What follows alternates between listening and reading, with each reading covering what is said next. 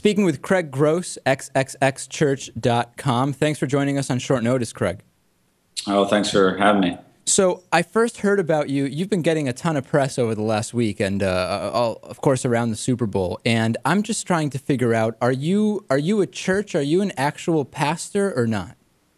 I'm an actual pastor, but I would say we're not an actual church as you know it, building and Sunday services, so to speak, but an online community. And so the big issue has been porn addiction. You've gotten some football players to participate in what, I guess, I don't want to put words in your mouth, but what you believe is a significant concern. Tell me a little bit about how you got involved in this topic. Yeah, about 9 years ago is when I started xxxchurch.com. And the idea was just to create a safe place online where people could get help and they could get the truth about pornography. So for the last 9 years, we've just really set out to just help people, raise awareness that this is an issue, prevent people from actually, involving this in their life, and then help people with recovery. So those are the things we've been up to. And how did you figure out that this was such a big issue? I mean, are you a former porn addict or current maybe? I mean, I don't know. For me, no. I mean, I can count the number of times that I saw this growing up as a kid. I was an actual youth pastor, and so I started working with kids that back in the late 90s where this is what they were struggling with, that nobody knew it was online now. They didn't have to pursue it. It was kind of pursuing them. So when you were a youth pastor, people would come to you unprovoked. In other words, you hadn't prompted this idea of are you or are you not addicted to online porn? And they would say, Craig, I can't stop looking at online porn. Yeah, it was just a number of kids that you do a talk at church or at camp. And especially with the guys, they would just kind of come up to you and say, yeah, this is an issue that I'm struggling with and nobody knows. It's so easy to find online, and here's where I'm at. So what percentage of people, I mean, do you have a sense of what percentage of people in the general population are addicted to porn? Is it more men than women? It's definitely more men than women, but there's a growing trend of women that now are looking at this. I mean, they estimate between 30 and 40 million people every day logging on to pornographic web pages. It's, I think, the third most popular thing to do online. But so actually, what percentage? I mean, 30 to 40 million are logging on. Certainly you don't think all of those are addicted, right? No, I don't think everybody's addicted. I mean, we're not going to be in favor of just the casual use, but I just know this stuff is very progressive and it's very, I think, addicting. And so what you're looking at online eventually could take you offline. What you're looking at maybe started off as softcore as progressed in days to hardcore. So no, I think there's more people that are in over their heads with porn than would admit to it. Nobody wants to admit they're really in trouble. And that's the thing, like with AA, I think is great about AA. You go to AA in any city in America and you admit, hey, I'm an alcoholic. No one wants to admit, for various reasons, that they're struggling with this. So there's so many people that are in denial.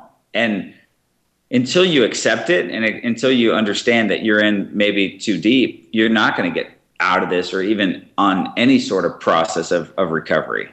Yeah, I was looking at the test you have on your website. People can log on. I think it's 40 or so questions roughly. And they're yes or no questions. And the idea is to determine if you are addicted to porn. And some of the questions struck me, like, for example, are any of your sexual activities against the law? Do you hide your sexual behavior from others? I have been sexual with minors. A lot of these relate to crime, not to watching online porn. Have you had people come to you and admit to sex with minors, or have people admitted to crimes to you?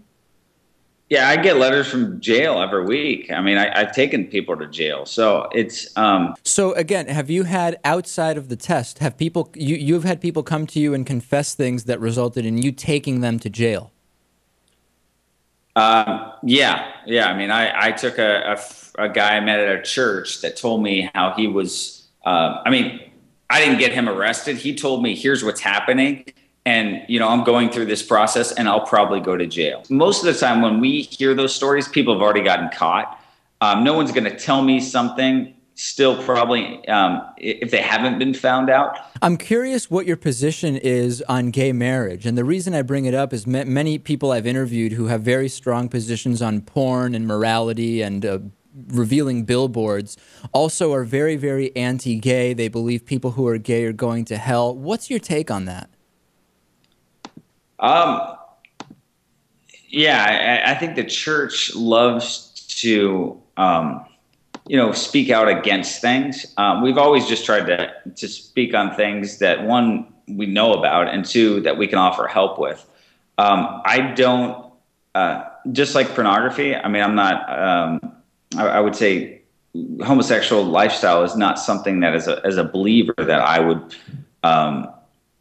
support, just like I don't support porn, but I try and understand people that are dealing with this. So I guess I'm not against people that choose to live that way. I'm not against people that choose to look at porn. I think the gay people that I've met, and we've gone to gay porn shows. We've met a number of people that are gay. I don't understand it, say maybe as well as I do people that are struggling with porn. And I feel like a lot of times the church just kind of speaks out against it. No, that's wrong. Well, it can be wrong. Like, I believe it's wrong, but if you don't believe the Bible, there's nothing that would stop you from believing it's right. I mean, if that's how you want to live your life, I can't. Wait, let me jump in there. You just said, for example, you believe it's wrong. Are you referring to porn or homosexuality there? I think both things, I would say, scripturally are wrong. Does it mean I'm against gay people, or does it mean I'm against, like, I'm not against porn. Like, I don't view porn, and I'm trying to help people that are struggling with porn. And the people that I met that are gay, I mean, I don't think it's as easy as the work that I've done with pornography, as far as, hey, here's some steps to stay away from porn. Like, the people, and I think there's not enough Christians, especially, that have gay friends, because when you meet somebody that's a homosexual that says, hey, I've met a lot of them that said, I didn't choose this. This isn't what I wanted. And do you believe that? Do you believe that? Do you believe it's a choice? It's very difficult to me. I think when I meet somebody that has said, hey, I wish I wasn't. And then I meet somebody that says, well, I was, and now I'm not. So once again, like, I have a tough time understanding all that. All I know is, like, we've tried to love people for who they are and what they do, no matter. I think that's what Jesus is all about. And I don't think there's three simple steps like there is with porn that I taught yesterday at church, or Sunday at church, to stop being gay. This is interesting. This is I'm fascinated by this, because you mentioned it's not as easy with homosexuality as it is with porn. In other words, there are steps you can give someone to stay away from porn. When I hear that, and I want to be very clear, because there's a big difference, it sounds like you're saying somebody could just go through a series of steps and so-called leave homosexuality. Not that you have those specific steps. You said you don't. Was that what you're saying? People could just leave homosexuality? There's people that I've met that have told me, I don't want to be gay, but I'm not going to be active in my lifestyle because I'm a Christian. I believe that's wrong, but there's no way I'm going to be interested in, if this is a guy, I'm going to be interested in another gal. There's other people that I've met that have said, hey, I used to be a homosexual and now I'm a heterosexual. So it's to me, as somebody that kind of looks on the outside of this, I've met, it's like feminists. You meet one feminist that will say, I'm against porn. You meet another one that says, I'm for porn. And they're very split now on that issue. So, in other words, you believe people when they say they have, in other words, prayed away the gay, as the term may be. You believe that may have happened. That may be true. I mean, I've met people that said, I was gay and now I am not. But then I've met other people that have said, I wish it was that easy. Right. So you could have a great debate, with that, I think, hands down. We've been speaking with Craig Gross. XXXchurch.com is the website. Thanks so much for talking to us, Craig. All right, thanks. All right, best of luck.